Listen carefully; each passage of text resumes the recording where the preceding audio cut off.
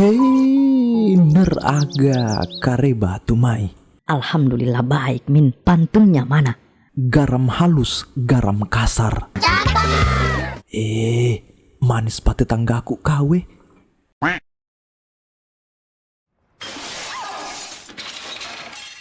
Cerita dibuka dengan sebuah pesta meriah di sudut kota Istanbul. Di sana terlihat ada gadis bening membelakang mengenakan gaun kuning terbawa kemurungan entah apa yang dipikirkannya. Gadis itu cantik sekali parasnya, Linda namanya yang merupakan pasangan suami istri oleh seorang pengusaha kaya raya bernama Kenan yang bergerak dalam industri penerbitan novel dan buku-buku. Keluarga ini terbilang cukup bahagia tinggal di rumah minimalis dan berbau kemewahan bersama putra satu-satunya Randi. Namun entah apa yang mengacaukan benak Linda di hari bahagia ini, hari perayaan ulang tahun pernikahan yang ke-10-nya dengan Kenan menikmati makanan lezat dalam bentuk piring yang sempurna. Kenan yang memiliki sebuah penerbit jelas dirinya cukup sibuk dengan hal itu. Partner setianya Anthony selalu mendampingi sementara Linda sendiri cukup membenamkan diri dalam pekerjaannya sebagai pemilik butik. Nah, seselesainya pesta Linda kini terlihat telah masuk ke dalam rumah, namun langkahnya tiba-tiba terhenti tepat di meja suaminya Kenan. Linda melihat ada sebuah buku berwarna coklat di sana berjudul Ases atau Kul dalam bahasa Turki yang berarti abu.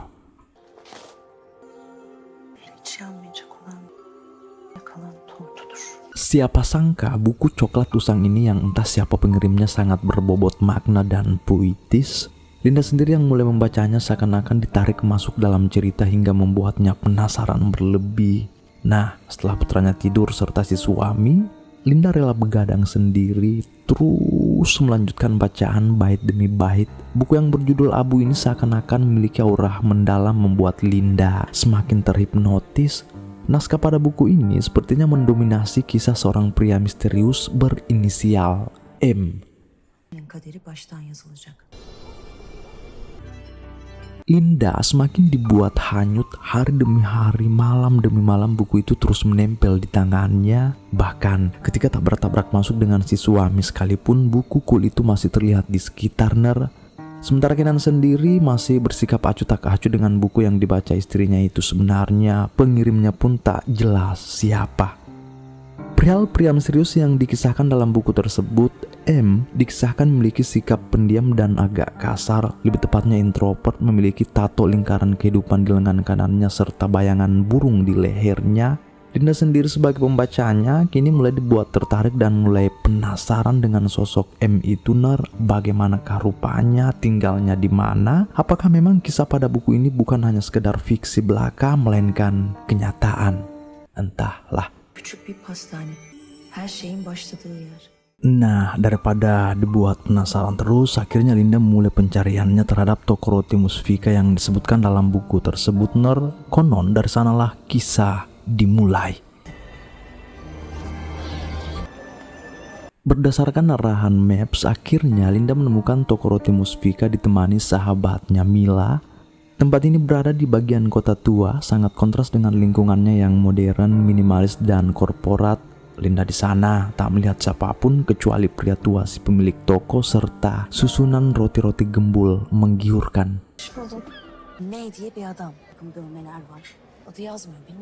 Inilah perjalanan pertama Linda namun untuk menemukan si M yang membuat rasa penasarannya meronta-ronta itu tak segampang yang kita kira. Dilanjutkanlah bacaannya sebagai tuntunan langkah selanjutnya, ya kan. Diceritakan semua kisah masa lalu M itu ada di toko kayunya, tempat M berlindung. Dan karena pencarian tak akan mungkin selesai dalam sehari saja, apalagi Linda juga punya urusan lain yang sebenarnya lebih urgent, yaitu pada keluarganya sekaligus urusan di toko butiknya. Nah, sebelum balik ke rumah, Linda menyempatkan singgah ke panggilan suaminya Kenan di kantor. Pekan depan katanya ada pertemuan penting yang wajib dihadiri oleh masing-masing pasangan. Linda iya saja, seolah-olah pikiran dan tindakannya sekarang hanya mulai difokuskan pada buku Kul yang dibacanya. Sosok M itu semakin dalam mengakar ambisinya. Di esok harinya, Linda kembali mendatangi toko roti Musfika berharap mendapat petunjuk mengenai sosok M tersebut. Tapi sesampainya di sana, Linda tiba-tiba menerima telepon dari suami. Katanya Randi mendapat masalah serius di sekolah. Ia terlibat perkelahian, telinga anak itu sobek digigitnya, ner. Nah, begitu Linda mau nyusul, malah perhatiannya tiba-tiba dipusatkan seorang pria berambut acak dengan tampilan seadanya serta jalan yang begitu gesit. Melihat itu, Linda tiba-tiba tergetar lalu mematikan telepon begitu saja. Linda penasaran, apakah inisial M yang dikisahkan dalam buku itulah orangnya. 77% dia berpenampilan tukang kayu ulung seperti yang diceritakan pada naskah Kul yang dibacanya, ya kan? Nah, diam-diam Linda mulai mengikuti orang tersebut dari belakang. Meski sempat kehilangan jejak, namun akhirnya kembali ditemukan. Ia terlihat masuk ke salah satu toko kayu. Daripada sibuk menerka-nerka, Linda pun memberanikan diri menerobos masuk ke dalam sana. Namun tidak ada siapa-siapa. Begitu cepatnya orang itu menghilang, lalu Linda mencoba teriak, "Permisi, ada tukang kayu di sini. Hei, halo, ada orang ketidak?" Tak berselang lama, terdengar ada suara pijakan kaki dari atas. Ternyata itu pria yang dilihat Linda tadi. Linda yang paham etika komunikasi jelas tak langsung to the point. Ia berusaha mencari celah secara halus guna untuk mengungkit latar belakang pria ini dengan pura-pura memesan cermin kayu untuk butiknya. Namun apa, sikap pria brewok itu amat dingin sedingin kopiku di meja. Basit bir şey istiyorum aslında. Linda merasa dikacangi, tak langsung bergeser, namun ia terus berusaha membangun komunikasi sampai akhirnya pria itu mau membuatkan cermin pesanannya dalam jangka waktu yang tak ditentukan. Tak lupa pula Linda meminta nomor si pria layaknya antar konsumen dan produsen, ya kan? Habis itu Linda pun cabut dengan dada yang bergetar hebat. Awas salah paham lagi kalian. Hanya sebatas dada tok, tidak termasuk buahnya. Aşk ve savaş birdir. Birinin kalbine geçirirler. Di tengah-tengah kegerangan Linda mendalami lanjutan kisah buku Kul tersebut, ia juga tak lupa menjalankan tugasnya sebagai seorang istri di rumah. Itu sesuatu yang menggeliat di bawah bulu. Namun satu hal yang belum terungkap pada si Linda ini mengenai hubungan biologisnya dengan sang suami. Nah, di saat mereka melakukan aktivitas menggeliat di bawah bulu itu, tampaknya Kenan selalu gagal mendatangkan kepuasan bagi Linda. Ya, begitulah faktanya, Entah sudah berapa umat yang berujung pada perceraian karena masalah ini, ya kan? Coba bantu jawab di bawah sekaligus cara mengatasinya. Daripada terus diselimuti kekecewaan, begitu sang suami sudah ngorok, Linda lanjut lagi membaca. Kisah dalam buku ini semakin membawanya hanyut. Ia semakin tenggelam oleh rasa penasaran terhadap sosok M tersebut. Sampai beberapa hari telah berlalu. Saat Linda sibuk di butik dengan asistennya Jumria, ia amat kaget ketika melihat si tukang kayu datang ke tokonya, Ternyata pesanannya sudah selesai dibuat.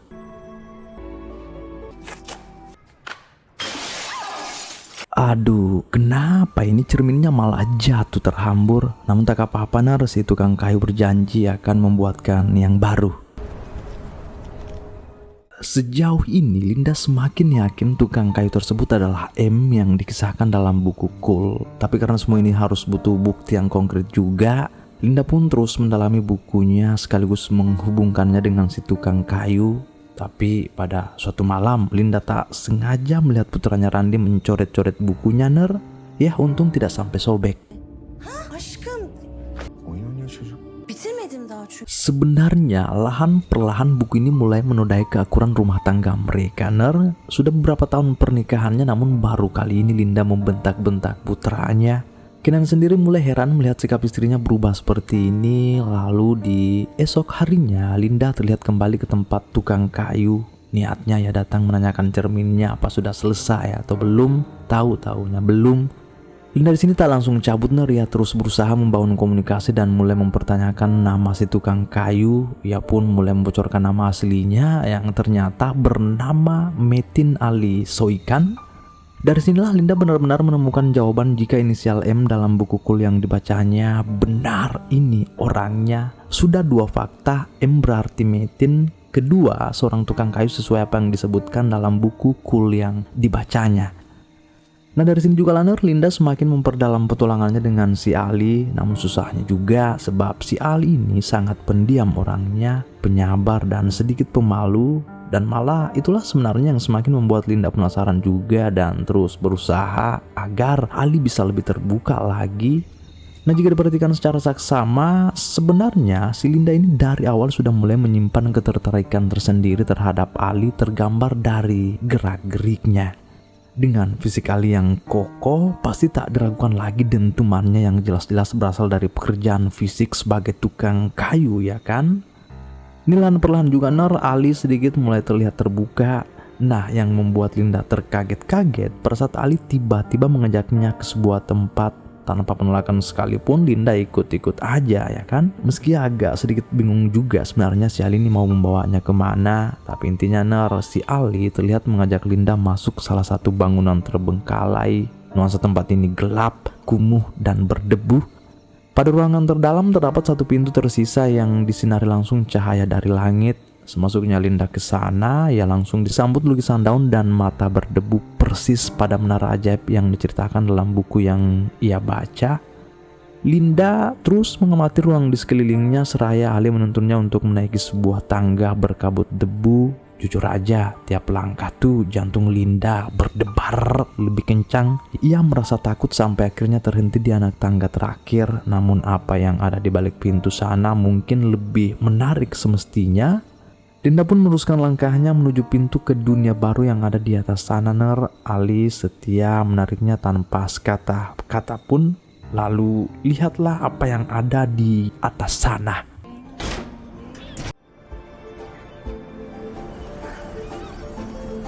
Benar adanya perihal puncak menara ajaib pada buku Kul telah disemayangi Linda saat ini. Ia tengah melihat hamparan kota-kota tua sedikit diselimuti debu-debu dalam pancaran cahaya sore. Bahagia sekali Linda di sini, dirinya seakan-akan dibawa terbang ke dimensi lain bersayap tawa dan haru. Apa yang dikisahkan pada buku Kul tersebut memang bukanlah fiksi, reka, dan lain sebagainya, melainkan sebuah fakta. Ini juga merupakan jawaban yang ditawarkan oleh si Ali. Siapa ia sebenarnya? Tak lain dan tak bukan adalah M sendiri. Memang suara Ali jarang terdengar, namun sekali ngomong tetap tak terdengar. Di balik sikap pendiamnya ternyata tersimpan goyangan-goyangan juga. Ali bahkan ikut menari-nari bareng Linda.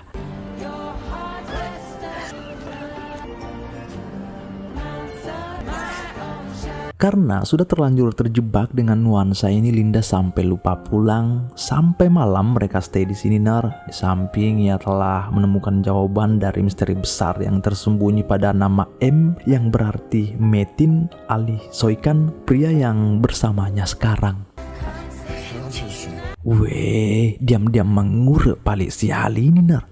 Ternyata selama pertemuannya dengan Linda ia juga menyimpan sebuah gejolak, cuman selalu ditutup-tutupi. Di sini baru ia kasih menyala bangku, saling Artinya si Linda ini jelas sudah melakukan perselingkuhan, sementara Ali sendiri entahkah juga sudah nikah atau belum.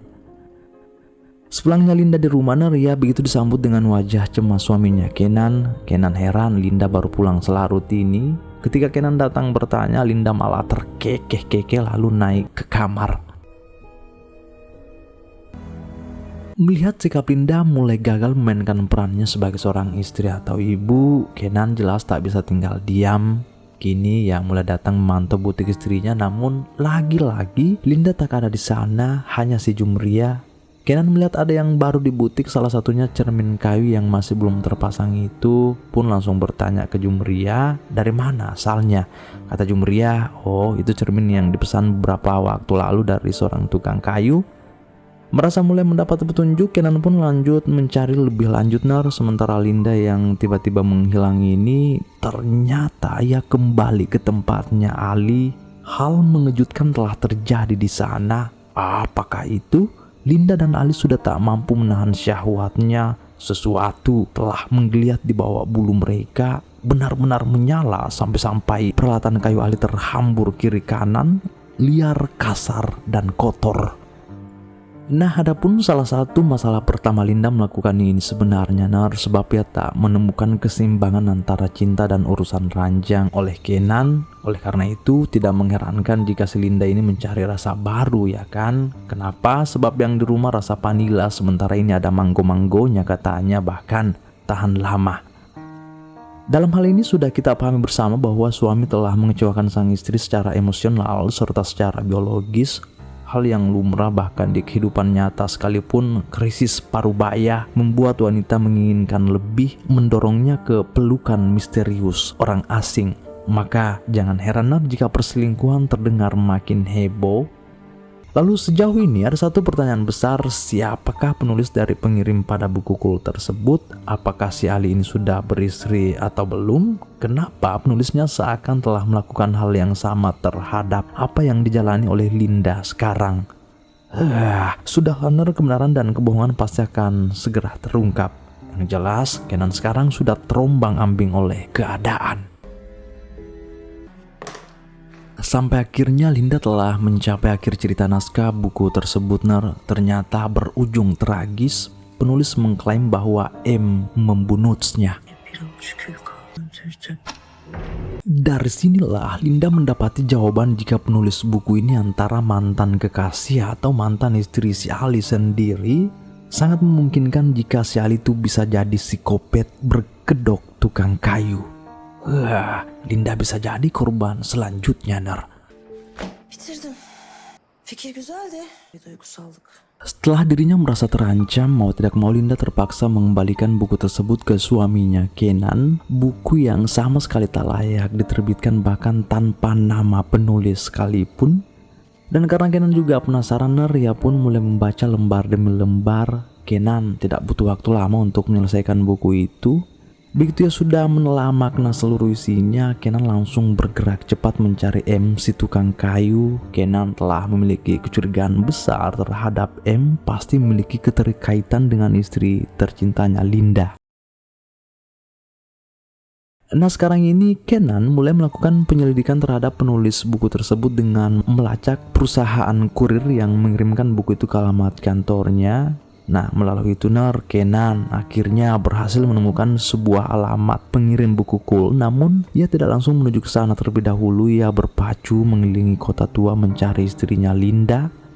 Akhirnya ia sampai pada toko roti Musfika lalu masuk ke pasar-pasar. Dan apakah yang dilihat Kenan di sana, Ia melihat Linda tengah berpelukan dengan si beliau. Ne bir şey değil. Öğrenmem lazım. Setelah menyaksikan pemandangan pilu itu, Kenan lanjut ke alamat pengirim untuk mengulik lebih dalam semua ini. Sesampainya di sana, Kenan menemukan seorang wanita bernama Reyhan Akaya. Langsung to the point tuh si Kenan mempertanyakan buku kiriman Kul tersebut. Meski awalnya Reyhan menyangga, namun akhirnya mengakui juga jika dirinya lah yang telah mengirimkan buku Kul itu. Reyhan juga menginformasikan bahwa kakaknya tinggal bersamanya beberapa waktu lalu, namanya Dwi Gu Akaya, yang meninggal secara misterius. Dari sinilah Kenan menemukan jawaban di mana penulis buku itu pasti Dwi Gu Akaya, kakak si Reyhan ini. Nasıl öldüğünü biliyorum. Bu bir ihbar sayılabilir. Kitabın sonunda bu kadın... Sehabis menemukan deretan fakta perihal M, si tukang kayu, kini Kenan mulai datang ke tempat Ali memintanya datang ke rumahnya. Kenan menggunakan permainan istrinya mempekerjakan Ali untuk sebuah rak buku. Datanglah Ali ke rumah Kenan. Kenan telah mengatur makan malam di mana ini Kenan sama sekali tak memberitahu sang istri perihal skema cerdiknya. Ya yemekler hazır. Güzel iş çıkarmış değil mi usta?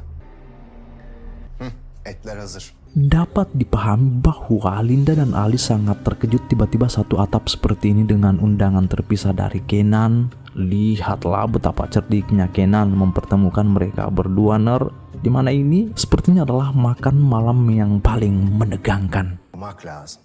Niye? Tırmasınlar diye. Fiktofilia'nın ana karakteri M. Balat'ta bir marangoz. Kekacauan akhirnya terjadi setelah Kenan mengungkapkan pada mereka berdua perihal buku Kul karya Dwi Gu Akaya, mantan istri dari si Ali sendiri. Ternyata selama ini Ali tak tahu jika mantan istrinya itu mengangkat kisah kelam mereka jadi buku. Dari sini juga baru terungkap fakta klimaksnya, si Ali ini ternyata telah melakukan perselingkuhan dengan saudara perempuan Dwi Gu si Reyhan itu. Di skatmat seperti ini Ali sudah tak bisa berbuat apa-apa kecuali ngamuk membabi buta, sementara Linda menatap mereka tampak tak berdaya. Mungkin ia tidak tahu siapa yang harus dipercaya, tahu pihak mana yang harus diambil. Yemeyeceğimiz tek bir şey. Öldürdüğüm yer.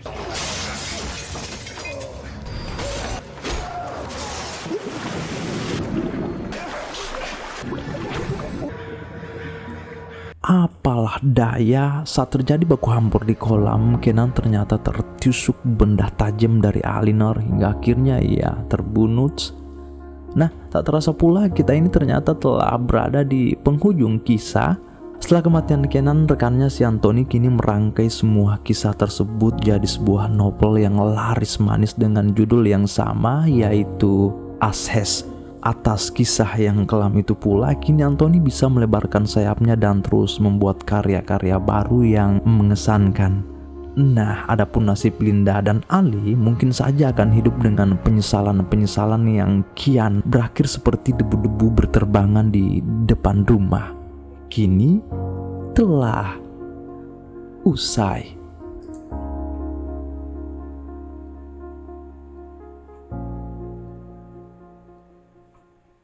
Silas Surakum Halebia dimanapun kalian berada, tanah Jawa, Papua, Sabang sampai Merauke, Baru, Sidrap, Bone, Sopeng, Wajo, Sinjai, Bulukumba, dan masih banyak lagi. Jangan lupa subscribe.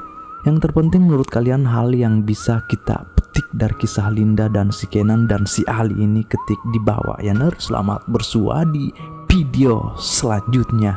Bye.